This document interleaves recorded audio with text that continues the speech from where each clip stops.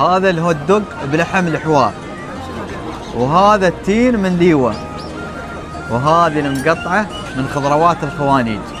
الشيف الإماراتي الحسن بن ضبوي إنسان مجتهد وما شاء الله يقدم كل هذه الأطباق. نعم طال عمرك. الأطباق اليوم هذه يعني اخترناها بعناية عشان تناسب القمة. فزت في 2019 في بطولة دولية في مسابقات الكيك. هاي أغلى زيارة سد يوم شيوخنا يمرون علينا. سد شوف أنت وسد تعطينا دافع أن نحن نكمل.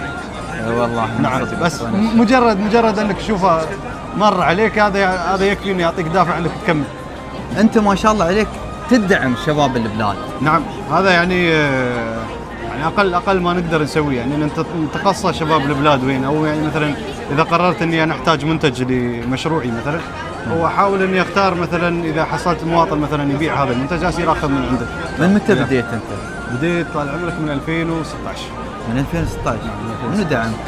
الوالد والوالده صراحه، والاهل كلهم وقفوا وياي. كان لهم دور كبير. نعم كان دور اساسي، بدونهم ما ظني بشوفني واقف هنا.